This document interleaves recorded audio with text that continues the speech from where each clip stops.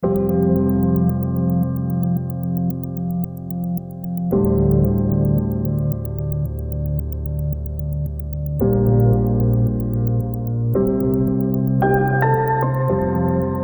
a difference between all are welcome here and this was created with you in mind.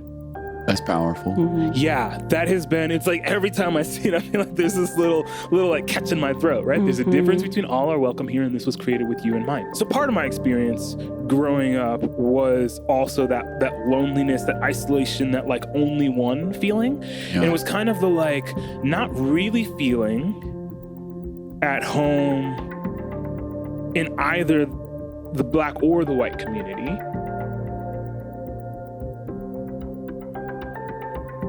You're listening to the Ferment Podcast, conversations about worship and transformation. Today's guests are Shyla and Leon Powell. Leon is the worship pastor of the Vineyard Church in Syracuse, New York, where Shyla also leads worship.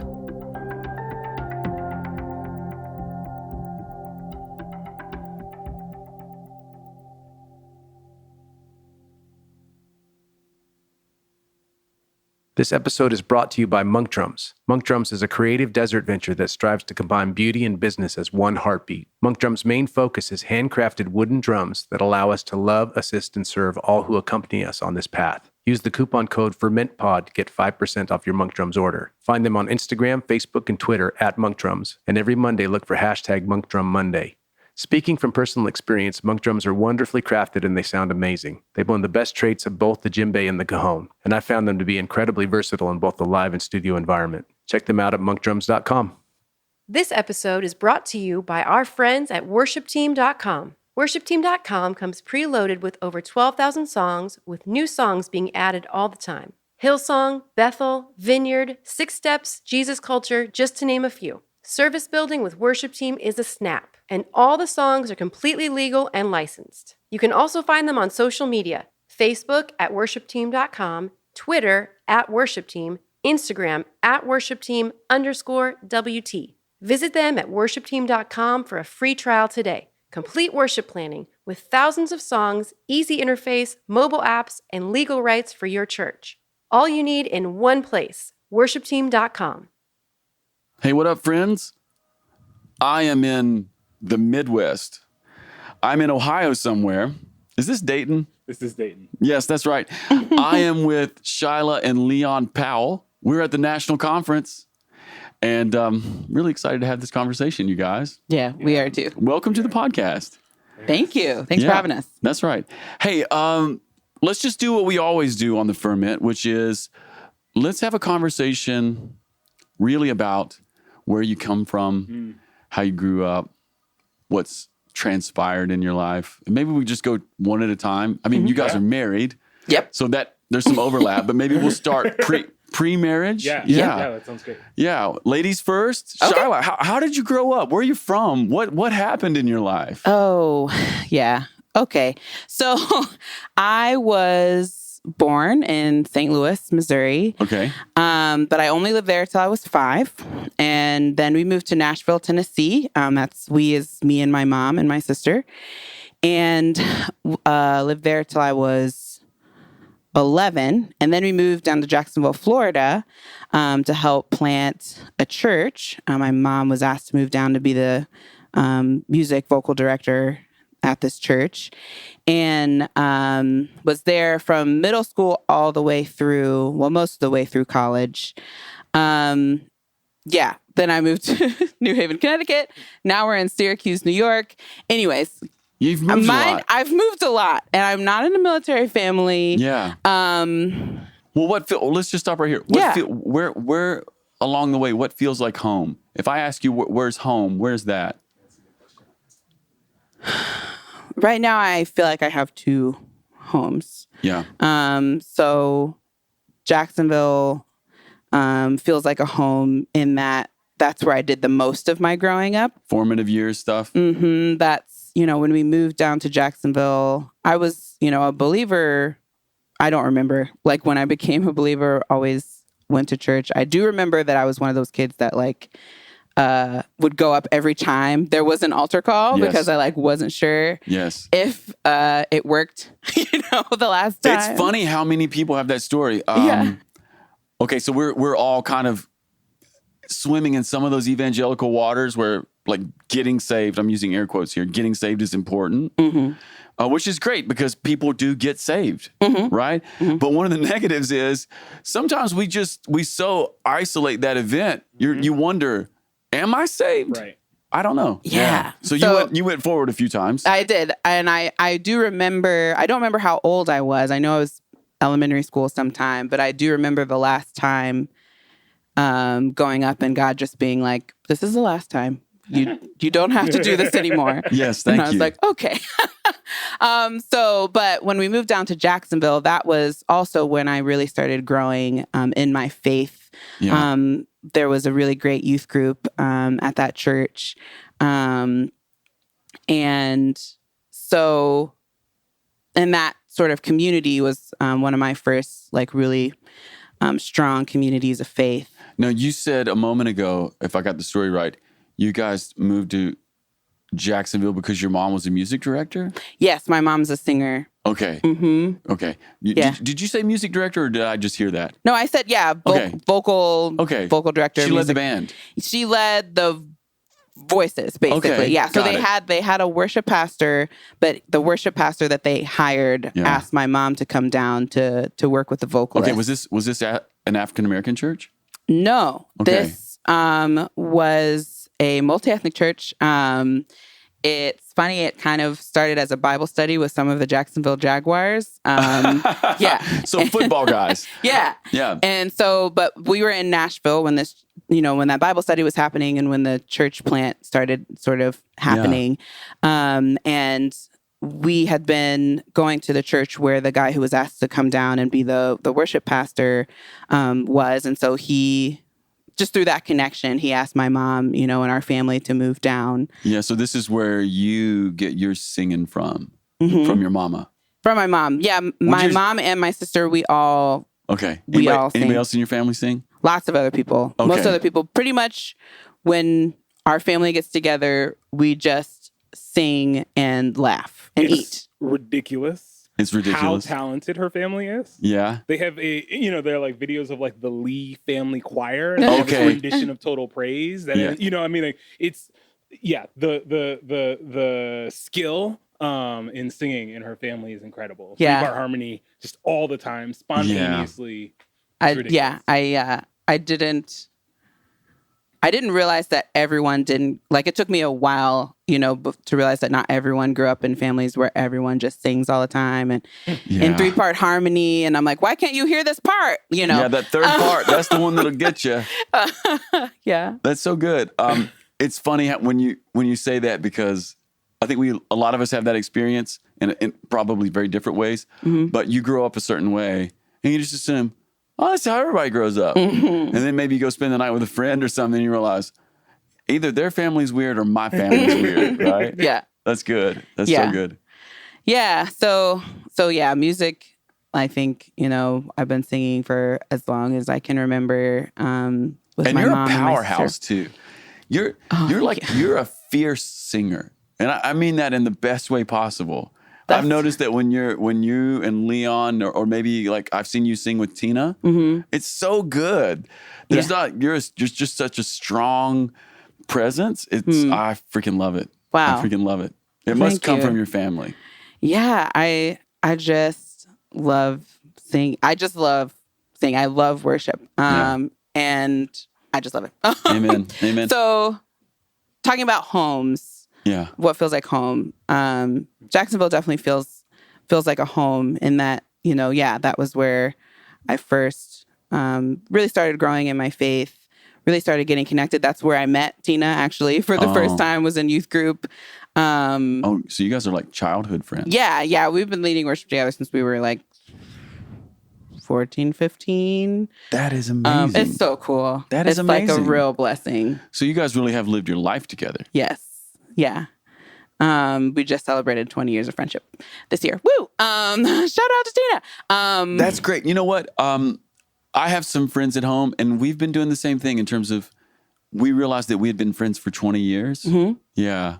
That's the thing. Yeah, it's interesting you mentioned that. It's like, our friendship birthday. or whatever, Yeah. our friendship anniversary. Those things should be celebrated, I feel Yeah. like. In friendship, I think, just a side note, like, I just feel like, you know, with marriage, obviously you have the wedding and then you have the anniversaries and all of that. But Yeah. with friendship, I feel like with these kind of friendships in particular, those really just life friends that you make, that the one or two, you know, that you might get over the course of a lifetime, I feel like those things should be celebrated. Absolutely. Okay, so you said 2 homes. Yes. Jacksonville and where? Jacksonville, and then God called me to New Haven through some funny things, and so yeah, New Haven feels like my second. Because you guys home. were there for more than a minute, right? Yes, How many years were you all there? I was there 8 years. And I was there 15. Okay, but school. Did you Not do for school for You me. didn't go. Why did you go? So I went. I'm opening the story, right? That's Yeah. it, right? So the story is it's 2010, and Tina's actually part of this too. So Tina Yeah. and I were talking. She was in New Haven because she had graduated the year prior and kind of taken a gap year. And we were both I was in Jacksonville, and we were both kind of in this place of, you know, like, I don't know what I want to do with my life, and just sort of the existential kind of crisis that, you know, graduation or getting close to graduation brings. And I was also, I think, in a really difficult place, just emotionally and spiritually. Like the church community that I had mentioned before was just not feeling like the same. My relationship with God wasn't feeling the same. Looking back now, I think I was struggling with depression at this time. And so Tina and I are talking and sharing, and she's just like, well, you should come live with me in New Haven. And Because that'll solve everything. right. And so I definitely, when Tina said it, I was like, that's crazy. I still had a year left of college. I was like, that doesn't make any sense. Why would I do that? I didn't even think about it that much. I was just like, yeah, whatever. But then sometime soon after that, my mom, you know, was like, so, you know, you're getting close to being done with school. And she's like, are you thinking about, you know, what's going to come next? I think there was probably also maybe a little bit of like, because you can't stay here forever. Yeah. Your mom was like, out of the nest. Yeah. And so as a joke, I was just like, well, Tina said I could move to New Haven, Connecticut with her.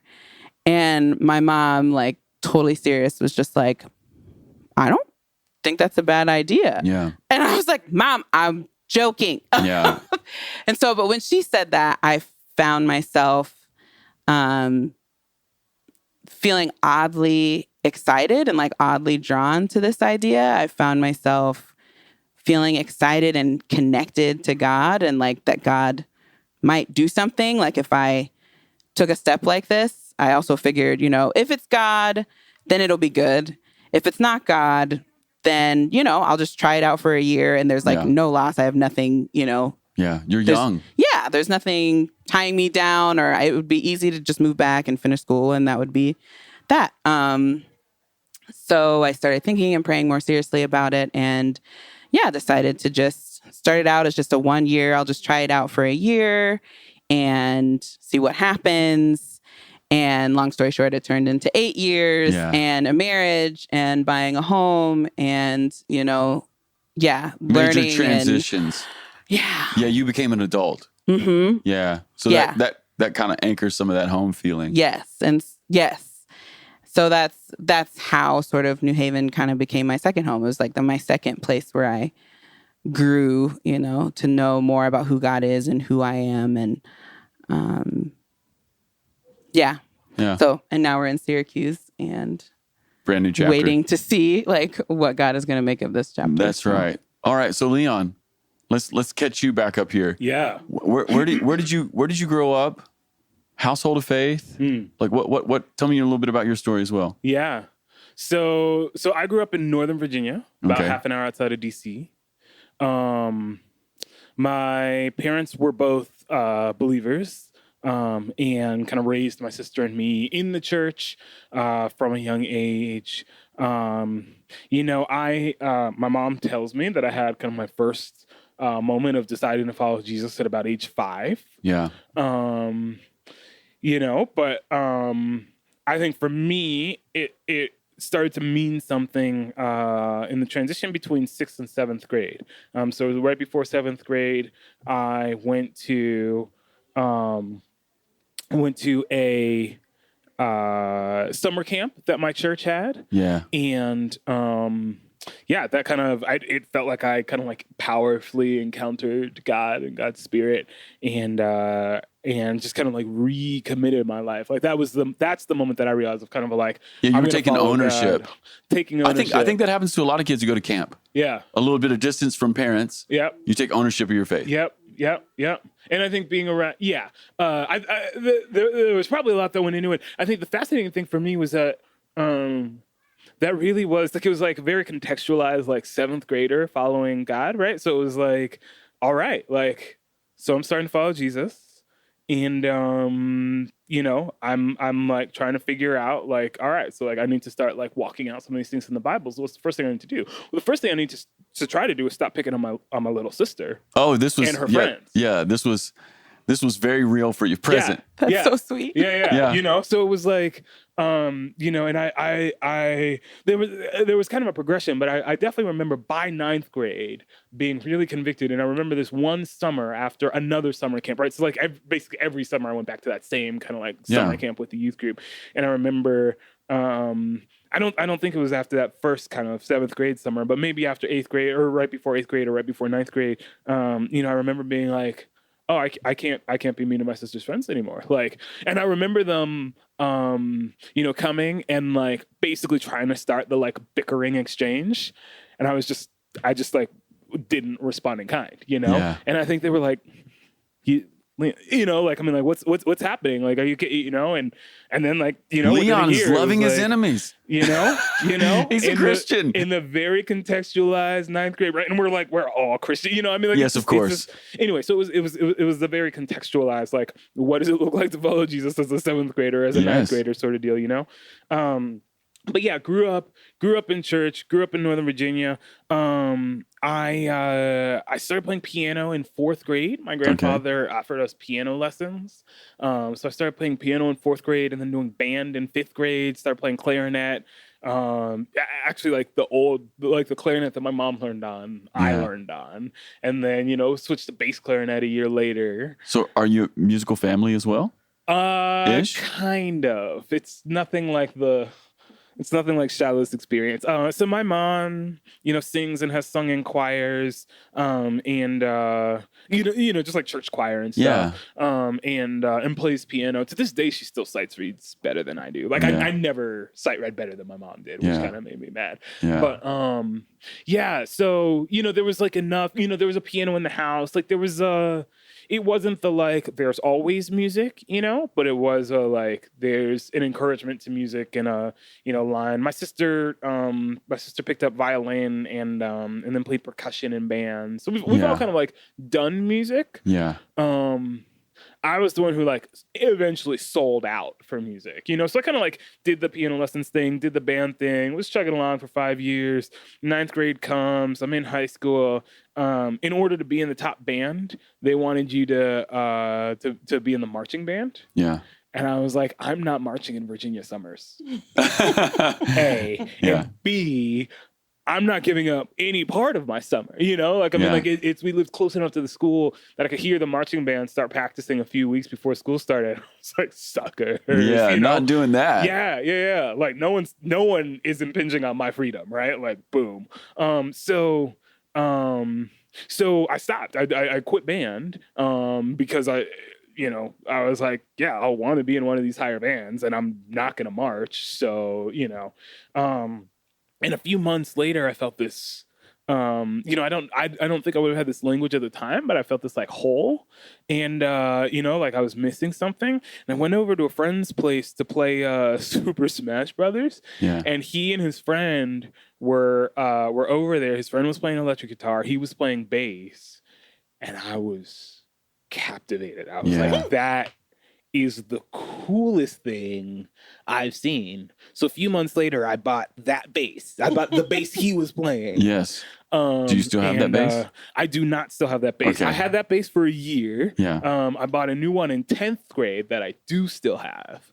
And I only actually bought one to replace that one like 2 months ago. That's right. Yeah. So I was playing my 15-year-old bass until that's right. like 2 months ago.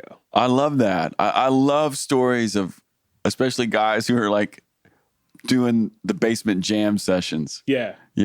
That's so good. So did you ever play at church? I did. So that was like, so weirdly, the only thing I ever wanted to do was play at church. What kind of church was it? Like charismatic? No. What was it? No, it was kind of conservative, evangelical, predominantly white. I'm black, folks. Predominantly white, church in Northern Virginia. So like just I started cutting my teeth on like what was that Michael did? Like a rose trampled on the ground. Above all. Slightly theologically questionable, but like I started cutting my teeth on like above all and open the eyes of my heart and man, the open the eyes of my heart. I think we all cut our teeth on that jam. Trading my sorrows, the bass part on trading, like that was so like I started playing. But you played bass though. I played bass. That was what you played at church. That's what I played at church. So I picked up guitar 6 months after I played bass. Yeah. What feels most like you? Both. Okay. Yeah. So it's like this, like, which, yeah, it's just not a cheat answer. Like I've like thought a lot about this, and they when people ask me like, what's your main instrument? I'm like, it's electric guitar and bass. So I picked up bass a little before I picked up guitar. So I'm like one of the few guitarists who's also a bassist who I know who like I do identify as a bassist as well as a guitarist, like not as like a guitarist who plays the bass, So started off on bass. So I started playing in youth group, and then I picked up guitar and joined another youth group. So I was two youth groups, everyone. That's right. You are a super Christian. Christian. One is not enough. Leon is a super Christian. Give that man a cape. Leon doesn't, I'm sure you've already discovered this just in hearing him talk, but he doesn't do anything just a little bit or halfway. If he does something. You're an enthusiast. I am. And I kind of obsess. Yeah, some of this I think is also masculine energy. Mm-hmm. I find that most men, and this is a generalization that people listening to this podcast will email me about and tell me I'm wrong, and that's fine.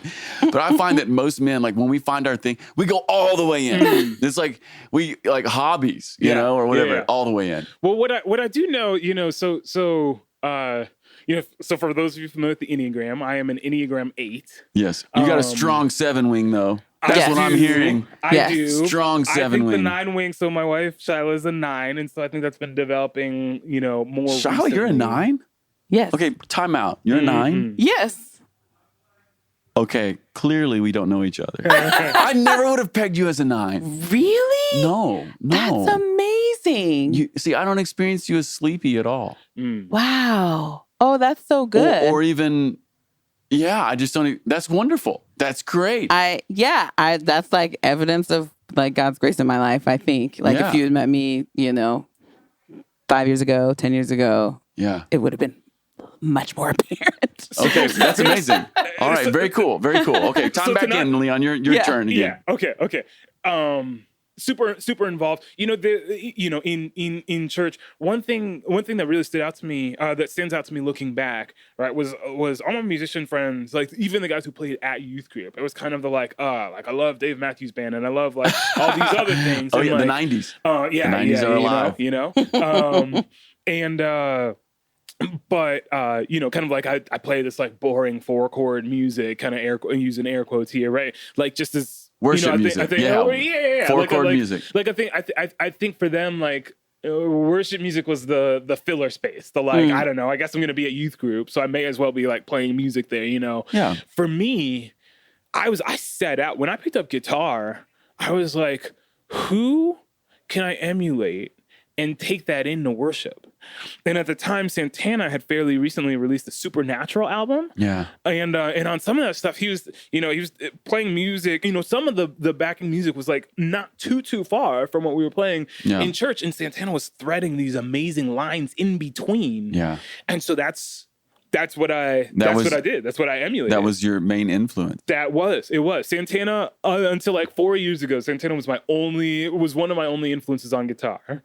That is so interesting. And it was specifically because I was like, I think I can do this. I think I can do specifically like 2000 Santana, right? This isn't like Black Magic Woman. This isn't, I don't discover his back catalog until later, right? But this is like the stuff he's doing in kind of like the early 2000s. I'm like, yeah, I think I can do that in worship. Yeah, I don't know. That's great. I only ever wanted to play in church. And so what's cool for me is that you're both musical, and my experience of you has been like together in the worship context. Mm-hmm. Yes. Can we just talk about that for a few minutes? Yeah. We would love to talk about it. What is it like leading worship, leading ministry, on the music side of the ball in church as a married couple? Yeah. Yeah. What is that about? Yeah. I mean, it's number one, I just feel like a huge answer to like prayers. At least for me, it's like, growing up, girl, thinking about getting married. And you think about like, what kind of person? And music and like worship to me always felt like a non-negotiable. Like, I know that there's like things that are like, he needs to have this kind of personality or this look such and such a way. But like for me, music was like a non-negotiable. Yeah, you were hoping to connect with your husband in that way. Yes. Yeah. And so that that was just really, really cool. And also the second thing I would say is music and worship leading has been part of our relationship since before we were even dating. Like, is that how you kind of met? Yeah. Or kind of together? Like, we ran in a lot of the same circles. Yeah. So we both, I worked full time and she volunteered for InterVarsity Christian Fellowship. So we were in college campus ministry together. We went to church together. Tina at the time was songwriting and kind of doing like mini tours, and we were doing music. I can't remember if we've given this context. This is Tina Williams, everybody, that we're referring to, worship pastor at the Elm City Vineyard Church. That's great. So Tina was kind of like touring and doing some music stuff, and we did. Were you guys playing in her band? With her. Yeah. Okay. Yeah. There was like nothing for like a couple of years. So we were literally really just friends. Yeah. But we were like, but we led worship during some of this time. Yeah. We led worship together at least one like InterVarsity conference, I think, before we even started dating. And then one day you look across the stage and you're like, this person seems very available. I like them. Is that what happened? Intriguing. Was it that direct? Intriguing. Like I was just like, Shyla,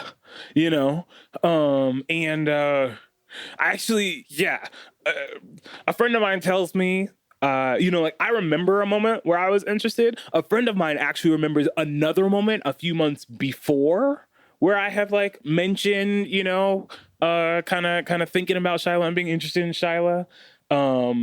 That's just very sweet. Yeah, that is kind of grew over incredibly time. Sweet. Yeah. So I finally asked her out the day after Valentine's Day. Yeah, because Valentine's. I'm sorry, I have to laugh at this because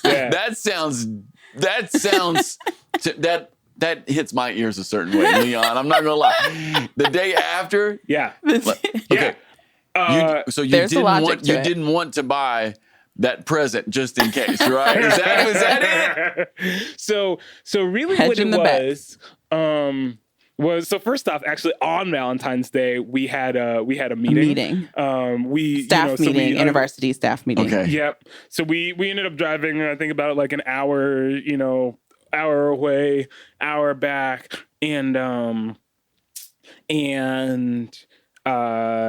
we were in the car, and then once everyone got out of the car, I was talking to Josh Williams, current lead pastor at the Elm City Vineyard, Tina Williams' husband.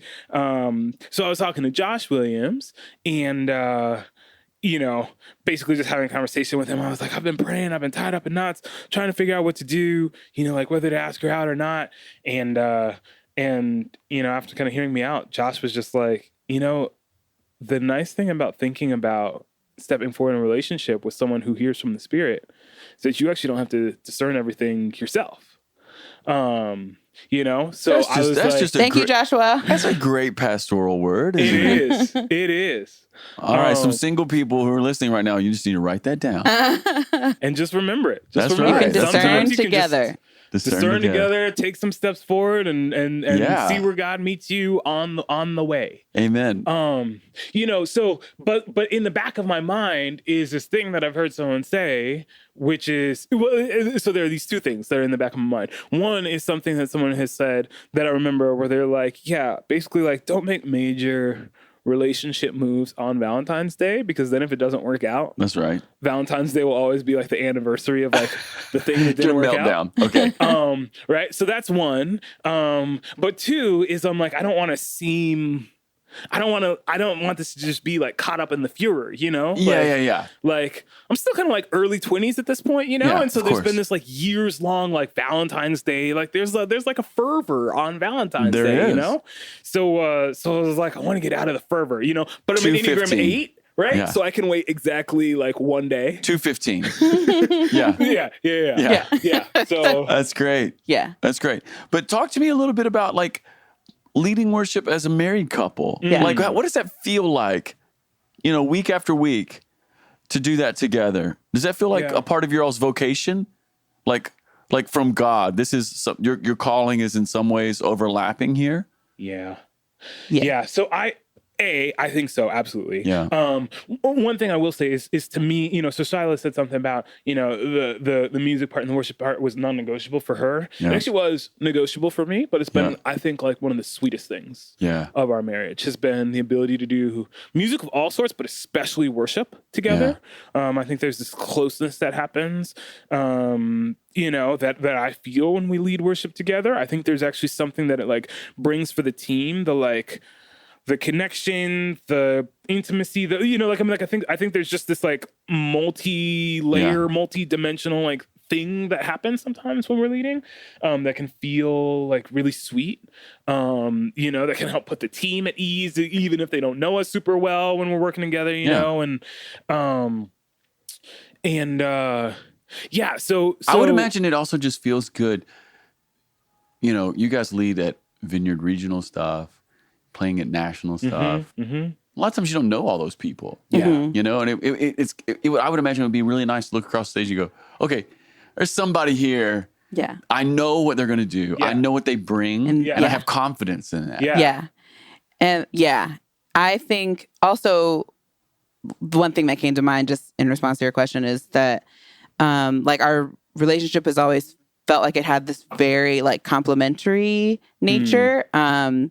And in worship, I feel like that's one of the like clearest sort of expressions that we've seen that we both love worship. We come at worship or toward worship, I think, from different perspectives. But when we come together, there's this like new beautiful thing that wouldn't have happened if I was just leading or if he was just leading. And there's also, this sense that like, I tend to like lead vocally. He tends to like lead the band. And he knows, sometimes I don't have to like even give a cue. He knows like where I want to go because we both want to go because like, we're like being led by the Spirit and we're so used at this point to like being led by the Spirit together in like musical worship.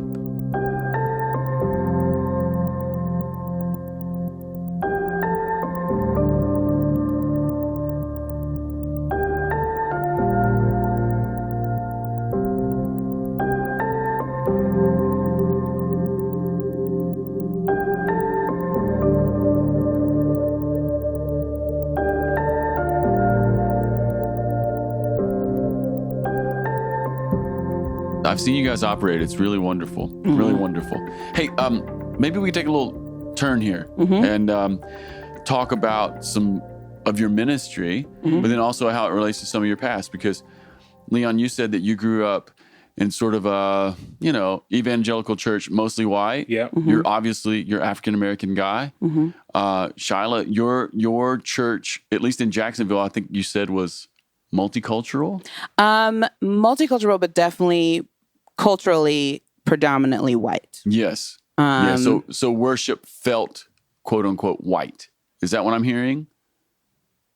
Well, I don't think I would have said that at the time. But maybe looking back now. Yes. Okay, yeah. So could we just talk maybe about some of this? Because, Yes. okay, you're in the Vineyard. The Spirit is doing something in our movement right now Yes. that has to do with diversity. Yes. And in a lot of levels. Racial diversity, international inclusion. Like, I'm just seeing the Spirit do all these things. Could you guys talk to me about maybe what your experience of being worship people in a white dominant culture? Could you just, maybe just for a minute talk to us about what your experience has been in that? Yeah. And then we can maybe dive into some of what the Spirit maybe is saying to the Vineyard. Yeah. Yeah.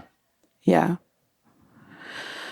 Well, I think the first thing that comes to my mind is, I think growing up, predominantly white schools, predominantly white churches, there is, as a Black person, a Black woman, the experience of that is one of a kind of loneliness and rejection. Did you feel lonely in the moment? How did you don't think feel? I would have been able to articulate that I felt lonely. What I did feel was that I was constantly aware that I was the only one, or I was one of the only, Black people in the room.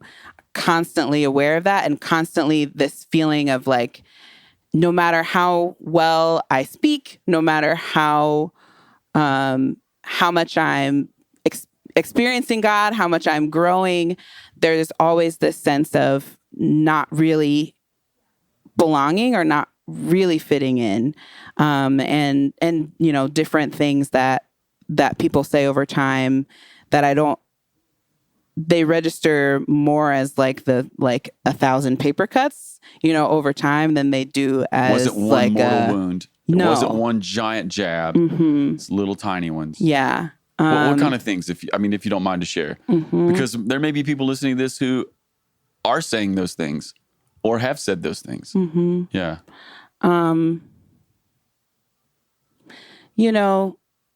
Things just like offhanded comments about like the darkies, or,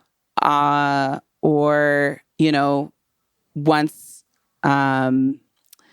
someone wearing and being really excited about coming to show me. He was on the youth worship team with me, coming to show me his Confederate flag belt buckle that he'd just gotten. He was like really excited to be like, look at my belt buckle. Yeah, ignorant and fairly provocative. So, or I think for me it was just a general feeling of being unseen and feeling like I had to reject like a part of who I was. I had to reject my Black identity in order to be a part of this family, a part of this group. Yeah. Yeah. Leon, what would you say? Yeah. Similar stuff? So nothing quite so overt, or blatant as some of the more, as the first two things Shyla said. I'll say this as a backdrop. Shyla found on Instagram this quote fairly recently, and I've got it written on my whiteboard in my office, at the Syracuse Vineyard, because it's resonating so deeply with me right now. And it says, there's a difference between all are welcome here, and this was created with you in mind. That's powerful.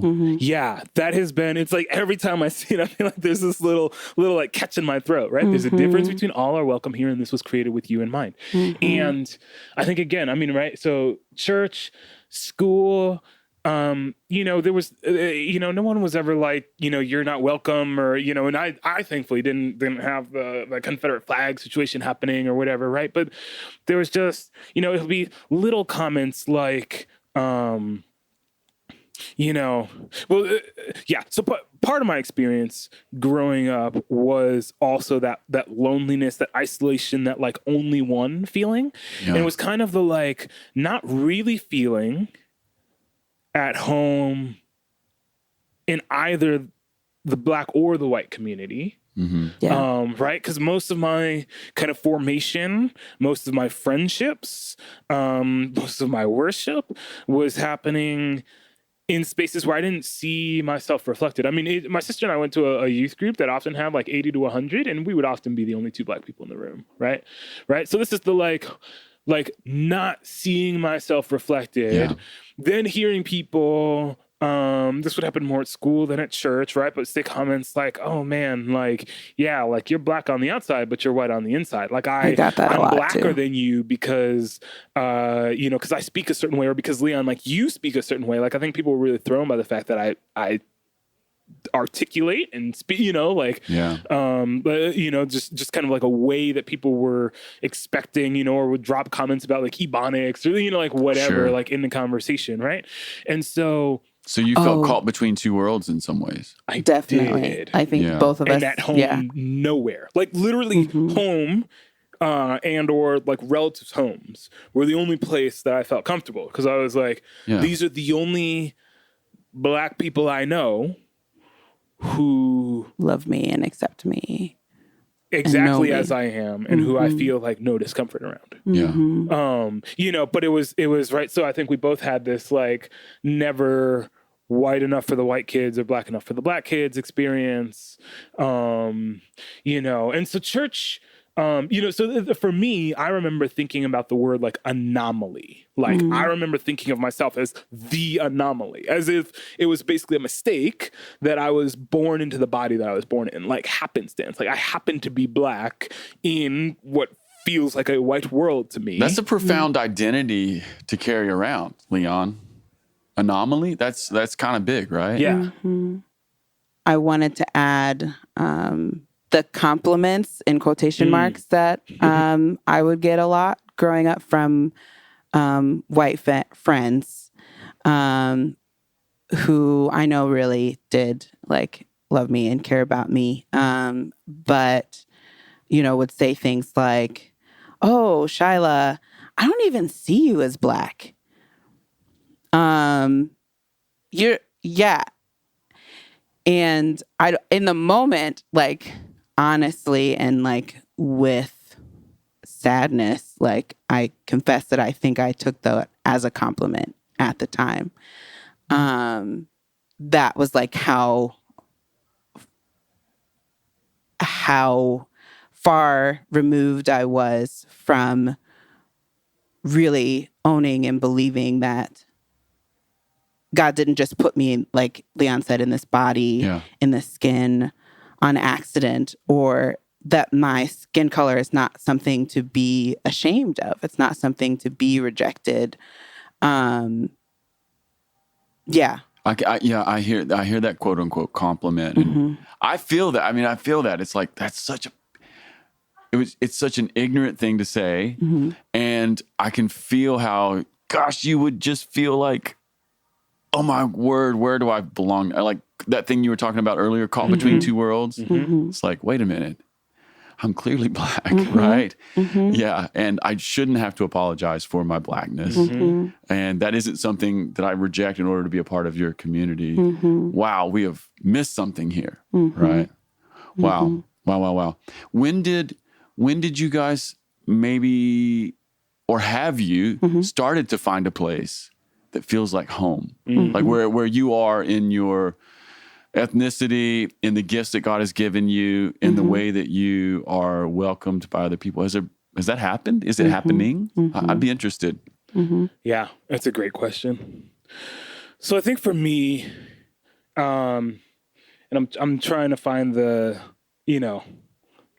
way to like not make this a 30-minute response. I think a big part of my story has been kind of basically a kind of like new moment in like understanding and exploring and receiving healing in my identity and racial identity that was college for me.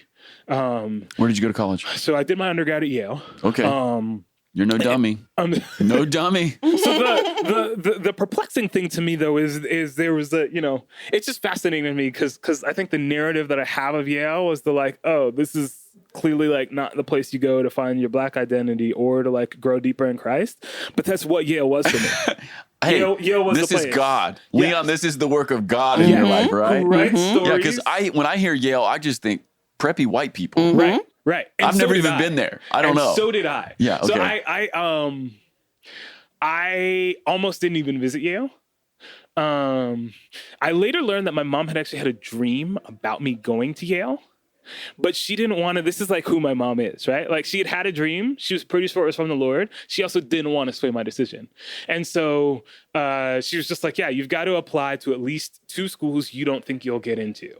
And I was set on a Virginia, state school, College of William and Mary. But, long story short, visited, fell in love, went to Yale. I found at Yale first a group of Black people many of whom had a similar experience.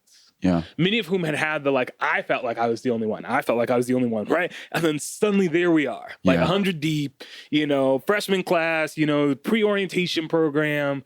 Interestingly, that's where I met Josh Williams. Amazing.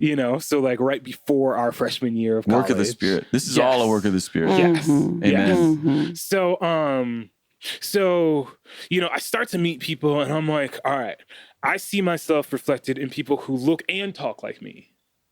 Right. And who accept me for who I am and are like being accepted perhaps for who they are, maybe for the first time. Right. And so there was this embrace where we were able to find a kind of like, oh, okay, these people share something with me. Right. But I also went to a predominantly Black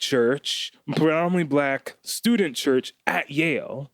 And so that for me was the first time I worshiped with other young Black people. Yes. I was like, I haven't seen people who look like me raise their hands in worship. I haven't seen people who look like me following hard after God, selling out, trying to figure out what that looks like in their context. And it happened at Yale. And it happened at Yale. This is an amazing story. And it happened at Yale. And so that for me was the beginning of a journey of healing where I was able, I think, right? It was partially some of what was happening at the student-run church. It was partially like InterVarsity, and InterVarsity, I think at the time was kind of, and probably actually definitely still now, was really leaning into asking what it looks like to be a predominantly white movement that's called to diversity. And, and so there was kind of a lot of teaching on multi-ethnicity at the time and diversity. And I really felt empowered and equipped and encouraged to kind of like lean into who I was and left college, like knowing I wasn't put in this body by accident. Race is something that actually, like ethnicity, like we see it from the beginning of the church in Acts 2 all the way until the Revelation 7 kind of multi-ethnic throng in front of the kingdom of God, Dude, in front of the throne of God. Yeah, and Acts 13, the church in Antioch, it's a diverse congregation that sends Paul and Barnabas out. It's just such an amazing story there. Like, so even that apostolic move of the Spirit, commissioned by the church. Well, the church that did that commissioning was diverse congregation. Yeah. Amen. Yeah. Amen. So this happened for you at Yale. It did. Shyla, has this happened? Is it happening, or when, where? Can we talk to you about that? Yeah. As I was reflecting back, I think for me, the Trayvon Martin case I heard about the case. I knew it was getting like national attention. But to me, it seemed like so obvious, like, oh, okay, like this guy definitely like killed a young unarmed Black boy. So he's gonna go to jail. Like, or, you know, whatever happens to people that shoot people. And his defense, it was so like thin. It was terrible. Yeah. Yeah. Yeah. And so we were together when we heard he was found not guilty. And that was, for me, the moment of like, but he killed someone. Who was unarmed.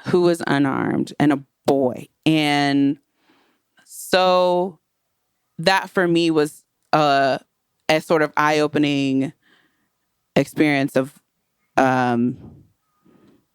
I guess, realizing that this kind of hatred that I like, kind of barely learned about in school and, you know, kind of barely reckoned with even the experiences of it that I'd had in my own life. It just sort of brought all of that out. And I think similarly through the work that InterVarsity was doing, and working, you know, towards multi-ethnicity, helping me to find, you know, and really embrace my own ethnic story and the healing that Jesus has for me in that. I think being in a relationship with Leon has also been a healing experience for me. I actually never thought that I would marry a Black man. Not because I like wasn't attracted or I didn't like Black men, but growing up, I just didn't know any that I like wanted to be in a relationship with. But I think definitely just God bringing the two of us together. And you get a bigger family. Yes. And all of a sudden you got a fam. Yes. Yeah. And so, and definitely like God bringing the two of us together who I think grew up similarly feeling the same, a kind of loneliness, a kind of rejection, a kind of pain that at the time we couldn't really articulate. As we got older, we, you know, grew to be able to articulate it more. But I just felt like that was another just blessing of our relationship that God had for us, was like to bring the two of us together. And yeah. Well, hey, let's talk just for a moment about what you see God doing in the vineyard. Because what I see God doing in the vineyard is kind of what I said a minute ago. There's clearly some, at least in my experience, some sort of a move of the Spirit towards diversity. And not just, hopefully we're moving from the thing that's on your whiteboard, right? Right. Hopefully we're moving from you're welcome here to you, this was made for you, right? I think we're maybe taking tiny baby steps, but I would love to hear, what do you see in the vineyard as it relates to inclusion, diversity, and just maybe a bigger welcome? And feel free to be like, this is where we're getting in, and this is where we're not. I mean, like we can talk about what we see God doing, you know? Is it all right if by preface I say just one more thing on the home question? Yeah, man. We've both had, I think Shyla and I have both had this experience of first healing and then finding like home, like people or groups that feel like home.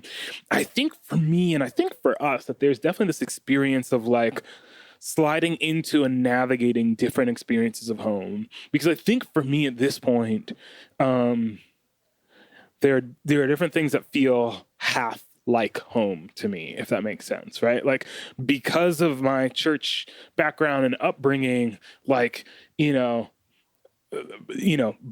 this is the air I breathe, in many ways feels as home as like a gospel set, right? Yeah. And so there's this like threading between different things that are home, but then have like this element now of like, but it's not home, right? And so I think that I mentioned that complicated like experience of home because I think I feel that a lot here in the vineyard. Yes. Right? There is a familiarity to like everything the vineyard has done, because the vineyard like deeply impacted like my first kind of like experience of church and growing up in church. Right. What I think I see in the vineyard are indeed these early steps on a long journey of inclusion, right? So I think there's kind of a walk you have to do, right? That starts with the all are welcome, and then starts asking questions with what does it look like to design things, with different people in mind, and then kind of goes to the wait, actually, who actually needs to be at and around the table, planning these things, and how do we, right? So I see. I should also give the disclaimer that this is actually our first Vineyard National Conference. Woo! Yeah. So it's crazy, right? Because we've been involved in the Vineyard for, I guess, 8 years for her, 10 years for me, right? But a lot of that was serving in the local church, and then more recently, a couple years ago, we started going to worship leaders retreats and different things, right? And so, I see in the Vineyard Soul albums, right? There's 2 of those. There are 2 of them. Yeah.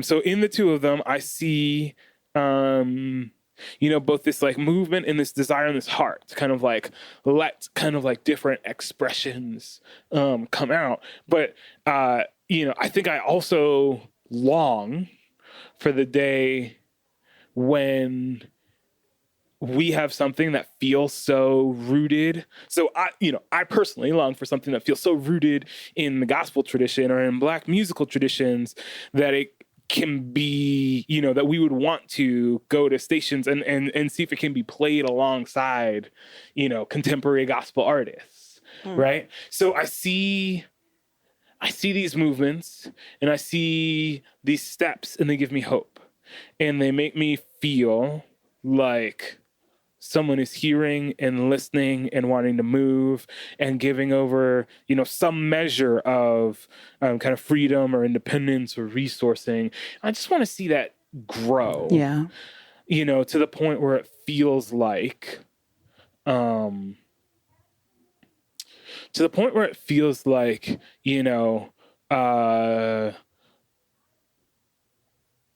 a side tradition. Yeah.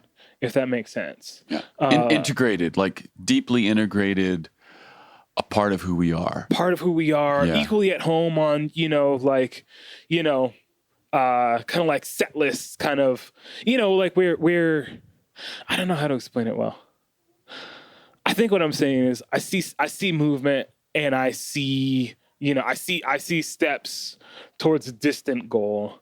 And I hope that distant goal is one where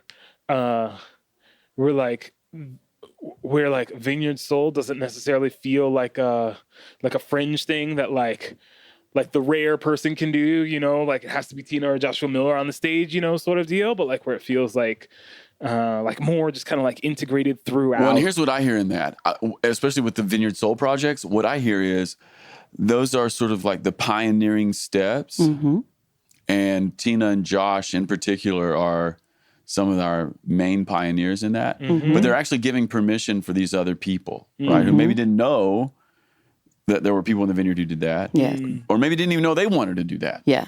But then it's okay, this is a path I can come along in. You know, that's kind of what I hear. That's what I heard in those records, and I think that's what's going to come out in those records. Even thinking about some of the worship that we saw this week, and we'll see tonight, even and then. On Tuesday morning, this young Hispanic girl, Ivania, she was breaking it out. It's she was great. She was so great. So I just see this, there are these pioneers who are maybe clearing paths for us. Yes. And then I see there's this other generation who's right behind them, and they're coming up into this, right? Yes. And it's permission giving. Yeah. Yes. Yeah. Shyla, what do you see? Yeah, I think I agree with the real genuine heart to see God do a real work of racial reconciliation, racial healing in the Vineyard and through the Vineyard, in the church at large, and in our country in particular. I think where relating it back to like our stories, where I think we both grew up in churches, I would say, yes, of course, like we want everyone to come.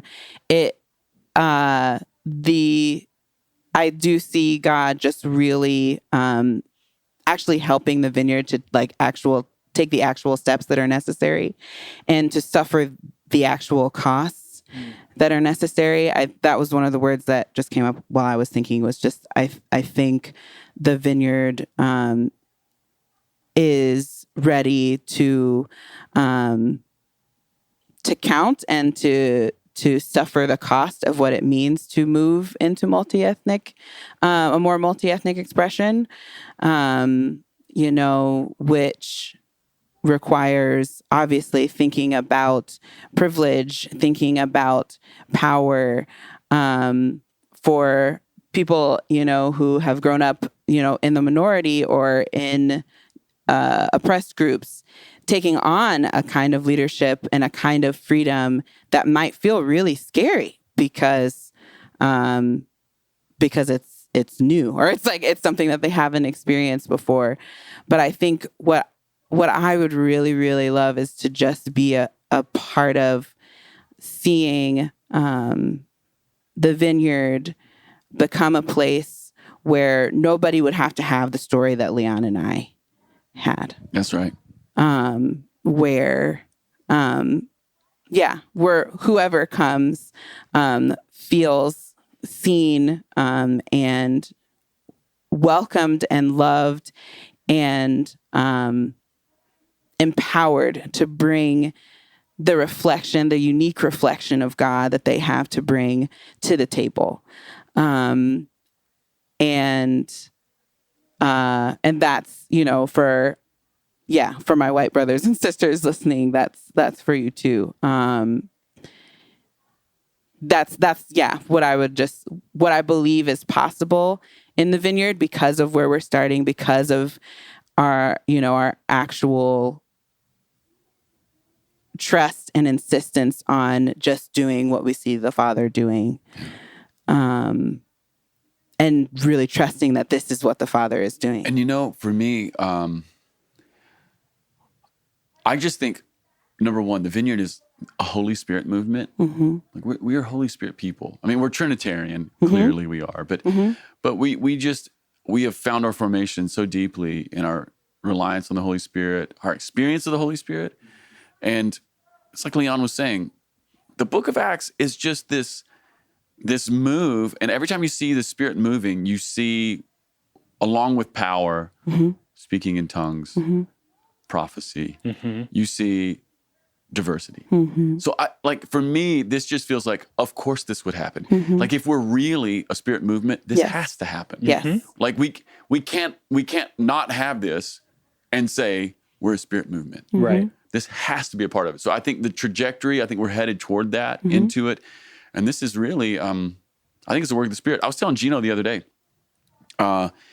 this is one of the places where I feel like Vineyard worship is in some ways leading.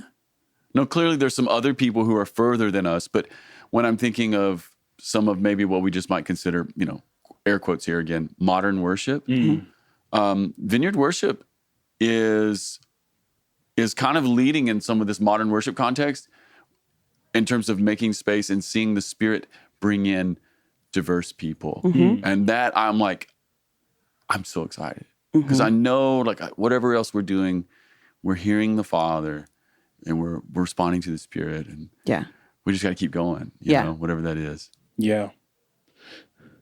I will say, I do hope,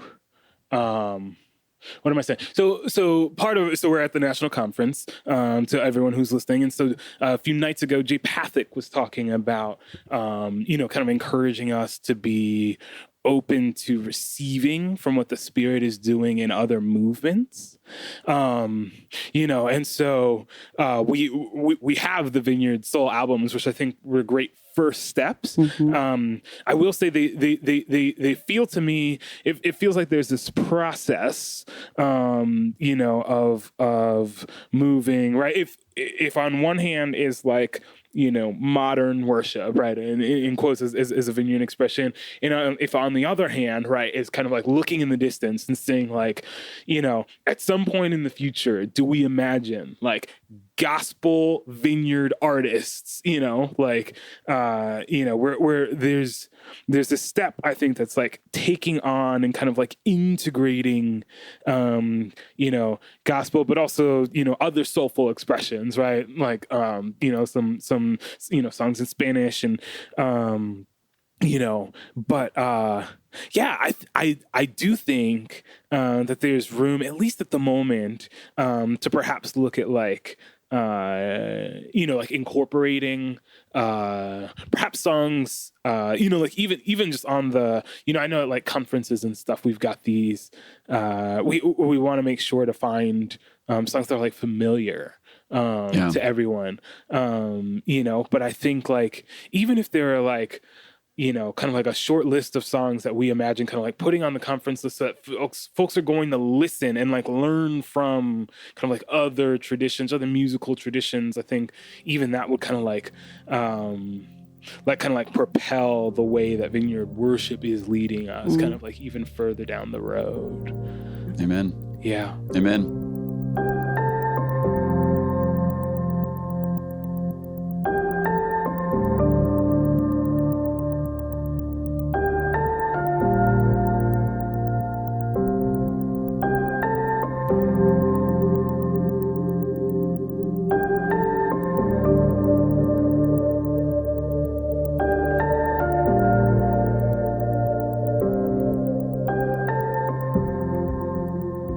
Man, gosh, thank you for sharing your story with us.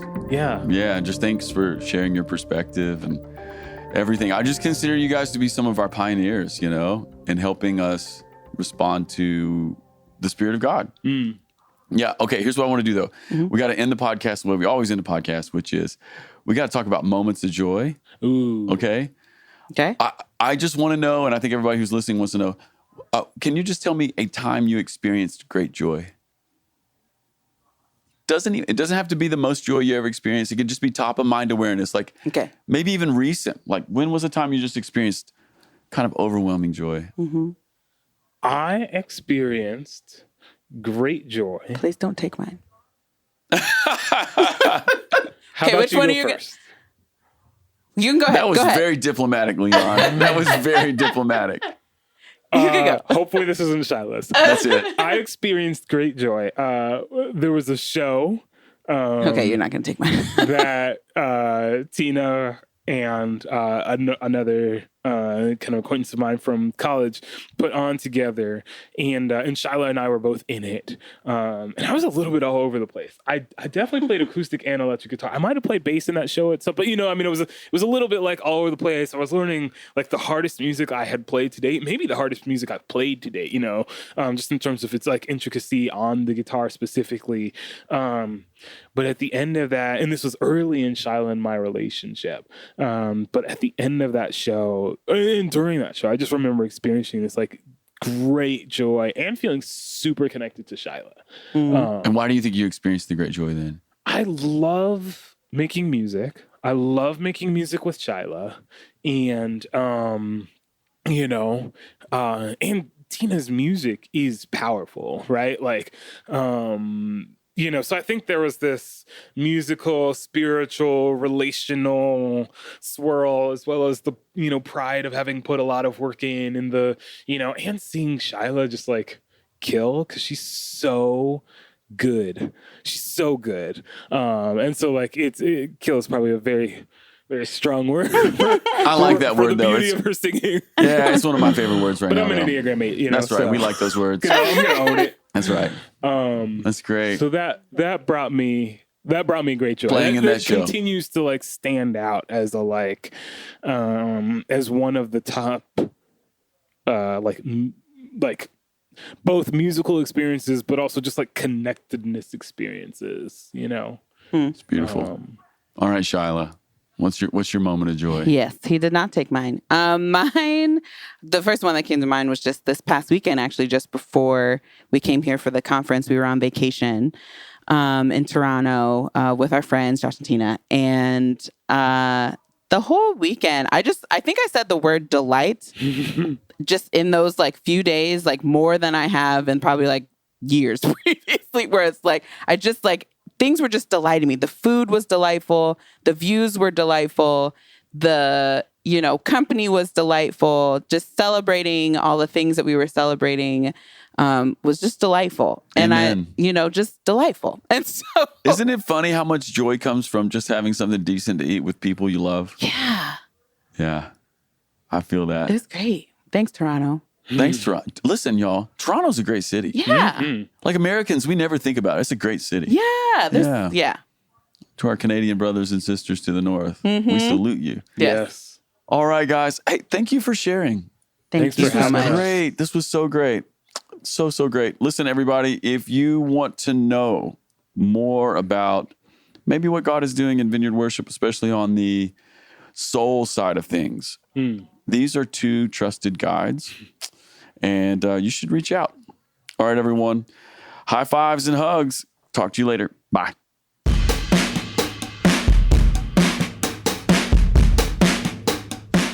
Hi, everyone. This is Melissa Keller, Events Director for Vineyard Worship. If you've been enjoying the podcast, I've got a couple of ways you could really help us. First of all, review the podcast on iTunes or the podcast platform of your choice. This helps more people find us. Also, connect with us on social media, Instagram at the Ferment Podcast and Twitter at FermentCast. Thanks for listening. See you next time.